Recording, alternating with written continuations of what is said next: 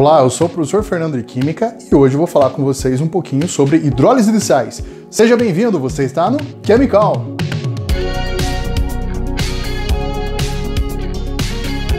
Olha lá, agora é a hora! Aproveita, inscreva-se no canal, curta, compartilhe que você vai ajudar bastante aqui a divulgar a química para todo mundo.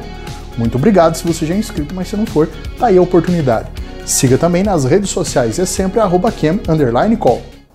Estudando equilíbrio químico, nós temos uma parte chamada de equilíbrio iônico. E dentro do equilíbrio iônico, é claro que a gente vai ter essa parte chamada hidrólise dos sais. Como é que funciona isso? Você deve lembrar que um sal, quando solúvel em meio aquoso, ele vai ter os seus íons dissociados. Se é o meio aquoso, nós também temos que considerar o equilíbrio iônico da água. Aliás, tem um videozinho meu aqui, você vai clicar aqui no cantinho, já vai aparecer, que leva você lá para equilíbrio iônico da água, um pouquinho do estudo do pH e do pOH, beleza? Então, retomando. pH e pOH vem justamente desse equilíbrio iônico da água, onde nós temos o H+ e o OH- livres lá no meio. A água sofre autoionização, liberando H+ e OH-, formando, na verdade, não é só liberar, né? Ele vai formar, porque é uma reação química que está acontecendo ali. Bom, os íons que estão no sal e que agora estão dissociados no meio aquoso têm capacidade de reagir, então, com esse íon H+, ou com o íon hidroxila formado, então, no meio aquoso. Em virtude disso, nós temos, então, uma variação no equilíbrio iônico da água, podendo, pela retirada de hidrogênio, sobrar hidroxila, e aí nós temos um meio básico. Enquanto que também a gente pode ter retirada de hidroxila e excesso daí do nosso íon H+, para meio ácido. Então pode acontecer sim uma variação nesse equilíbrio. Se não ocorre a variação, a gente pode dizer até que a hidrólise não influenciou, ou ainda que não teve hidrólise, dependendo do caso. E aí o pH vai se manter o mesmo. A gente vai utilizar a água pura como sendo o nosso ponto padrão. Logo, se a água pura a 25 graus Celsius de 1 atm tem pH igual a 7, então agora a gente vai tentar pensar nesses desvios. Bom, se um sal veio da reação de neutralização entre um ácido e uma base, é claro que esse ácido que formou o sal, ou a base que formou o sal, pode ser um ácido fraco, um ácido forte, ou ainda uma base fraca, base forte. Por isso, nós temos 4 situações que eu vou mostrar para vocês agora. A primeira situação que nós temos aqui seria pegar um sal que ele é derivado de um ácido forte e uma base forte. Aqui eu escolhi o NaCl, que ele é derivado da base forte NaOH e do ácido forte HCl. Então nessa reação de neutralização formou o NaCl. Agora vamos imaginar colocar ele no meio aquoso. O que vai acontecer? Na presença de água, o NaCl sólido vai ficar dissociado. 100% dissociado a gente está considerando lá o Na+, e o Cl-, seria isso que aconteceu. Então agora que ele está dissociado, a gente também pode pensar da seguinte maneira: se nós temos no equilíbrio aquoso H+ e OH- devido à ionização, ou seja, a autoionização da água, então dá para considerar o seguinte, que além do Na+ e do Cl-, a gente também tem no meio H+ e OH-. É claro que nesse equilíbrio pode existir a reação de cátion com ânion e cátion e ânion, trocado. Cátion do sal, ânion da água, cátion da água e o ânion do sal. Podia acontecer isso, mas o que leva isso a acontecer? Bom, você deve lembrar que numa reação química, normalmente nós temos a formação de um produto menos dissociado ou menos ionizado. Para isso acontecer, deveria formar, por exemplo, um ácido mais fraco ou então uma base mais fraca. Ou ainda restabelecendo equilíbrio esse ácido original que formou o sal, ou ainda a base original que formou o sal. Aqui não vai acontecer isso, porque se eu restabelecendo equilíbrio, eu teria a formação de NaOH e HCl. Só que o NaOH você aprendeu que é uma base forte, então ela fica 100% dissociada, assim como o HCl. Você vai considerar que ele é um ácido forte, ele tem lá mais ou menos 93% de grau de ionização, então dá para você considerar ele tendendo a 100%. O que acontece? Você vai imaginar ele 100% ionizado. Então, na verdade, essa solução que vai conter o Na e o Cl, além do íon hidrogênio e hidroxila, vai ter sempre os íons, todos eles livres aqui. Falta uma caneta na minha mão. Pronto, ela já surgiu. Então essa reação aqui, ó, ela não vai acontecer. NaCl com água para formação de hidróxido de sódio e HCl. Isso não acontece. O que acontece é que ficam todos os íons dissociados do início ao fim. Portanto, não vai interferir no pH natural da água. Eu vou ter a mesma quantidade de hidrogênio e hidroxila do início até o final. Portanto, o pH vai ficar igual a 7, o sal é neutro e a gente diz então que não sofre hidrólise. Lembre lá, sal derivado de ácido e base forte, como o NaCl, não tem hidrólise. Neste segundo exemplo, estou colocando para você aqui o NaCN, que é um sal, o cianeto de sódio, derivado de base forte, o NaOH, e o ácido cianídrico, que é um ácido fraco. O que vai acontecer agora? Então a gente vai ter um pouquinho de diferença em relação ao anterior. Por quê? Porque um dos íons, quando estiver lá no meio aquoso, vai ter a tendência de restabelecer a formação de um composto mais fraco, ou seja, menos dissociado ou menos ionizado. O que acontece? O NaCN, lá no meio aquoso, vai ficar 100% dissociado. Então a gente vai ter lá o Na+, o CN-, e no meio aquoso eu considero que a água tem H+ e o H-. O que acontece? Nesse caso aqui, o hidrogênio da água, juntamente com o CN, ou seja, o ânion CN, ele vai formar o ácido cianídrico. E como o ácido cianídrico é um ácido mais fraco, ele tem a tendência de ficar mais na forma molecular do que na forma ionizada. Então vai restabelecendo o equilíbrio a formação de ácido cianídrico. O que vai rolar então? Se eu estou retirando hidrogênio da água com o cianeto, vai acabar sobrando lá no final Na e mais o OH. Então a gente vai ter íon hidroxila em excesso. Preciso da minha caneta de novo. Tá aqui. Então se eu tenho íon hidroxila em excesso, nesse caso aqui, acabou sobrando o Na+, o OH-, eu vou fazer o seguinte, eu vou cortar aqui, ó, o Na+ e o Na+. E você vai perceber que eu tenho o cianeto reagindo com a água para restabelecer no equilíbrio o ácido cianídrico e mais hidroxila. Pelo equilíbrio, eu retiro um pouco do hidrogênio ionizável, que estava lá H+ e OH- na mesma quantidade, deixando sobrar um pouquinho de hidroxila. Com essa sobra de hidroxila, e aqui representada na minha reação de hidrólise, cianeto e hidrogênio para restabelecer no equilíbrio a formação de ácido cianídrico que predomina na forma molecular e não na ionizada, para a formação da nossa hidroxila. Formação não, desequilibra, retira o hidrogênio e sobra um pouco mais de hidroxila. O que acontece? Para um meio onde eu tenho um pouco mais de hidroxila, é claro, você tem que considerar que o pH é maior do que 7, ele tende à basicidade, então é um pH básico. Logo, esse daqui é um sal básico. Você deve ter aprendido, provavelmente, num macete que a gente usa assim. Quando o sal é derivado de base forte e ácido fraco, quem manda no pH é o forte. Se a base é forte, então o pH é básico. Isso vale também. Só que não esqueça que isso acontece, essa basicidade acontece, essa elevação do pH para alcalino acontece justamente pelo fato de que é o ânion do ácido, que estava justamente lá no teu sal, aquele ânion proveniente do ácido que reagiu com a água, deixando a hidroxila livre lá no meio, beleza? Eu vou mostrar para você como a gente vai colocar agora na expressão da constante de hidrólise. E aí eu vou te mostrar uma outra maneira de trabalhar com ela também. Então, como nós vimos, a hidrólise do cianeto de sódio vai ter a hidrólise do ânion cianeto. O cianeto reagiu com a água para restabelecer no equilíbrio o ácido cianídrico. Mais uma vez eu digo para vocês, tem que saber bem isso. O ácido fraco vai ter a tendência de ficar na forma molecular e não na forma ionizada. Assim como uma base fraca, se chegar ao ponto de formar, vai tender a ficar na forma não dissociada do que na forma dissociada. Deixa eu mostrar para você aqui então o ácido cianídrico e mais hidroxila. Você deve lembrar que a água como solvente não entra no equilíbrio químico, afinal de contas, se a gente está pensando no equilíbrio aquoso, a água é constante. Então você não vai escrever ela. Vai colocar lá produto sobre reagente, onde nós temos como produto o ácido cianídrico e mais o ânion hidroxila. E aí, dividido pelo reagente, no reagente relevante, só o ânion cianeto. Então tá aqui, da maneira como você conhecia. Tá, professor, mas essa daí é a mesma constante que eu conheço desde sempre, o produto sobre reagente. Você viu que bacana? Não muda, é sempre o produto sobre reagente, desde que você conheça como você vai montar essa constante. Agora, você tá vendo que eu coloquei ela de uma outra maneira aqui. Por que eu fiz desse jeito? Eu ainda estou imaginando que no meio, além de hidroxila, além de cianeto, além de ácido cianídrico, eu ainda tenho água. E se eu tenho água, eu também tenho hidrogênio ionizável. Se eu tenho hidrogênio ionizável, eu posso imaginar que eu tenho concentração de hidrogênio. Assim, eu estou utilizando a concentração de hidrogênio aqui para fazer uma gambiarra química, tá bom? Para a gente fazer uma dedução aqui em função das constantes de ácido e a constante da água. Quer ver, ó? Hidrogênio em concentração mais a hidroxila. Hidrogênio e hidroxila, eu vou ter a minha constante da água. Você lembra lá que a constante da água é a concentração do hidrogênio vezes a constante da hidroxila? Então eu tenho o Kw aqui, a constante da água. E quando eu usar essa concentração de hidrogênio aqui como denominador, eu vou ter ácido cianídrico dividido por cianeto mais hidrogênio. Só que ácido cianídrico dividido por cianeto e mais hidrogênio seria o inverso da constante de ionização do ácido, ou seja, o inverso do Ka. Por isso seria 1 sobre Ka.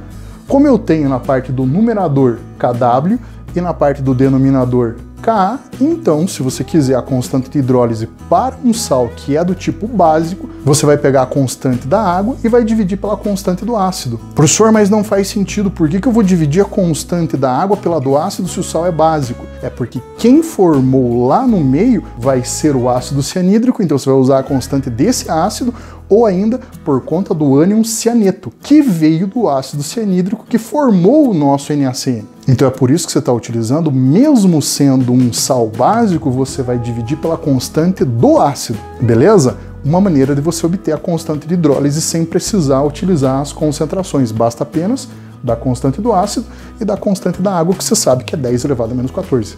Terceiro caso, eu vou utilizar agora um sal que é derivado de uma base fraca e um ácido forte. Aqui eu escolhi a base fraca, hidróxido de amônio, e o ácido forte, o ácido clorídrico, para a formação do cloreto de amônio, que é um sal muito solúvel. E lá no meio aquoso ele vai estar 100% dissociado. O que vai acontecer? Então você vai ter a reação dos íons amônio ou dos íons cloreto com a água. Já vou entregar para você que o que vai acontecer é a hidrólise do nosso amônio. Mas e por que isso? Lembra que eu falei que você sempre tem que levar em consideração a formação de um composto menos dissociado ou menos ionizado? Então aqui, se eu reestabelecer a formação pelo íon cloreto, ele ia formar ácido clorídrico, porque o cloreto só poderia reagir com o H+ da água, então formaria ácido clorídrico. Só que o ácido clorídrico é um ácido forte, no meio aquoso ele fica 100% ionizado. Então, ele não vai ter tendência de ficar na forma molecular. Por outro lado, o íon amônio vai ter a tendência de reagir aqui, ó, com a hidroxila da água, positivo e negativo, reestabelecendo no equilíbrio esse composto menos dissociado, que é a base hidróxido de amônio. Então, uma base mais fraca. Então, eu estou formando um composto mais fraco. Por isso que você levava, assim, por exemplo, o macete. O forte é o que manda no pH, porque o fraco é aquele que vai reagir. Então, o íon fraco, o cátion, o ânion, é quem vai reagir, porque ele vai formar lá no equilíbrio, vai reestabelecer o composto fraco. É isso que vai acontecer. Então aqui, ó, se eu simplificar, eu tenho cloreto no reagente e cloreto no produto. O que sobrou? Então eu tenho lá, ó, amônio reagindo com água, retirando a hidroxila da água, desequilibrando essa hidroxila para excesso de H+, e aí a formação também lá do nosso hidróxido de amônio, então quer dizer, eu tenho um menos dissociado. Posso escrever simplificadamente assim, ó, amônio e água para a formação de hidróxido de amônio mais o íon H+ em uma pequena elevação. Então, se eu tenho um pouco mais de excesso de H+, significa que esse pH vai ser ácido. Então, eu coloquei aqui pH menor do que 7 e digo sim que o cloreto de amônio é um sal ácido. Você lembra que na forma simplificada eu tinha colocado no anterior Kw dividido pela constante do ácido? Então, como agora eu vou ter a formação da minha base e esse íon veio da base fraca, o amônio veio da base fraca, hidróxido de amônio, que é justamente agora o valor do Kb que você vai utilizar. Então eu vou fazer a divisão de Kw por Kb. Mas é um sal ácido? Sim, mas quem você está utilizando é o cátion derivado da base. Por isso é que você vai fazer constante da hidrólise é igual a constante da água dividido pela constante básica. Beleza? Vamos para o último caso, que agora eu vou falar para você de um sal derivado de ácido fraco e base fraca.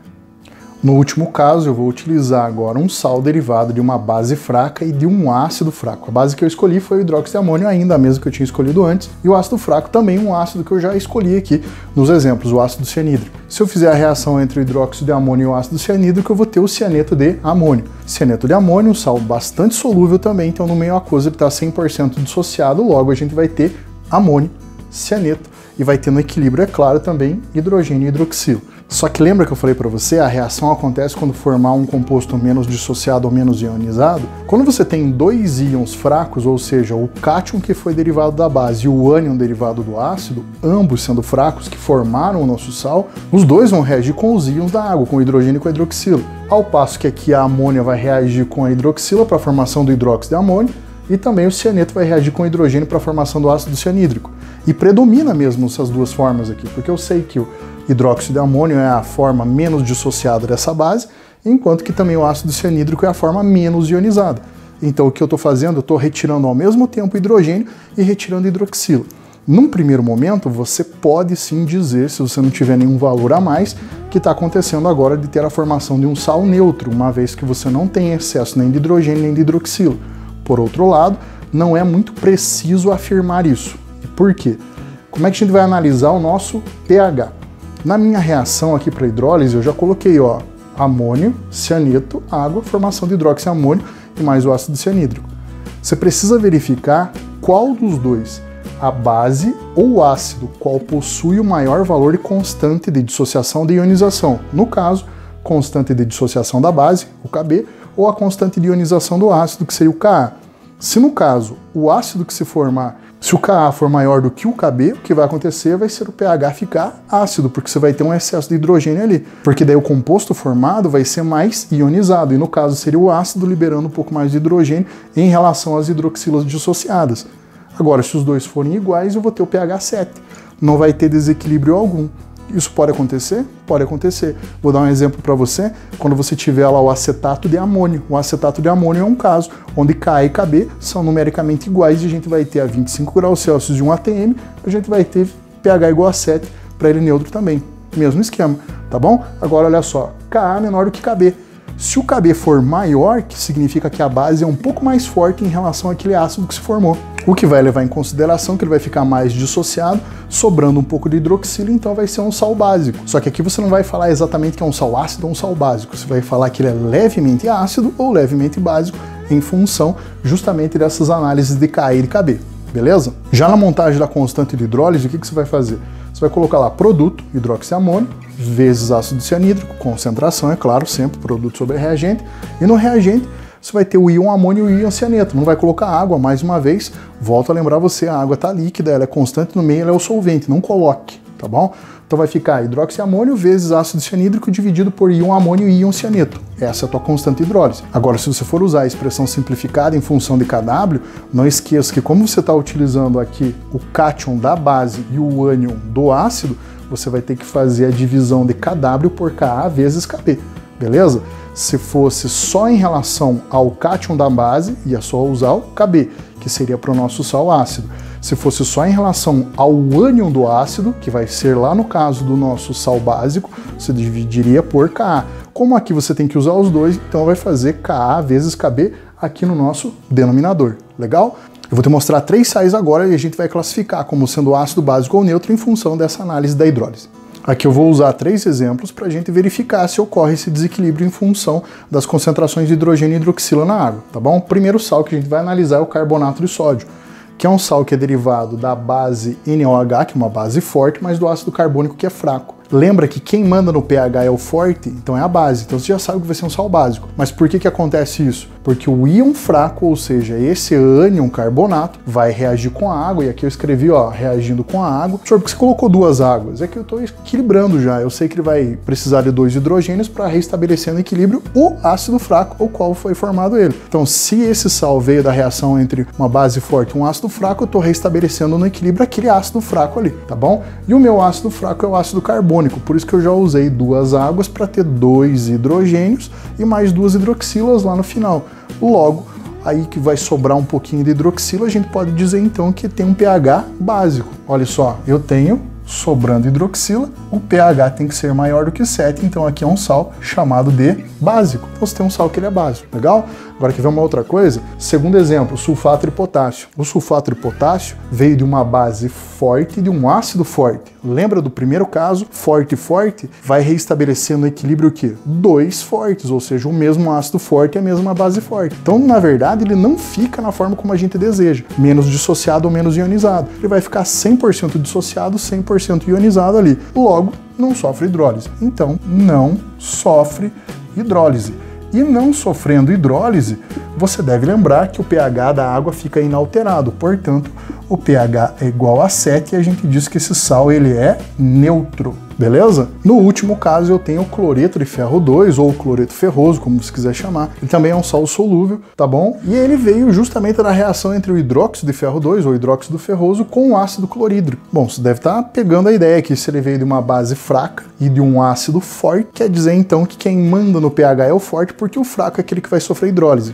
Beleza? Vai ser um sal ácido, porque o ácido é forte, a base é fraca, vai fornecer o íon, nesse caso o nosso cátion ferro 2, que vai sofrer hidrólise. O mesmo esquema, coloquei 2 águas aqui porque eu tenho carga 2. Então ferro 2 mais 2 moléculas de água para a formação de hidróxido de ferro 2 mais 2 hidrogênios. Você deve estar pensando aqui, professor, você colocou sólido, é isso mesmo? Sim. A gente lembra lá que as bases insolúveis, a gente tem lá a base solúvel derivado de família 1A, derivado de família 2A, tirando berílio e magnésio. Ainda também você tem como solúvel hidróxido de amônio e todas as demais são insolúveis. Então aqui é uma base insolúvel. Mais uma justificativa para você dizer que essa reação acontece. que está formando um composto menos dissociado. E sobra lá no final, é claro, o nosso hidrogênio, fazendo com que o pH fique menor do que 7, e se o pH é menor do que 7, logo a gente tem um sal que ele é um sal ácido. Então, colocando um pouquinho de cloreto de ferro 2 na água, o pH fica ácido. Um pouquinho de carbonato de sódio vai deixar o pH básico. E o sulfato de potássio não vai fazer nada, não vai alterar o equilíbrio.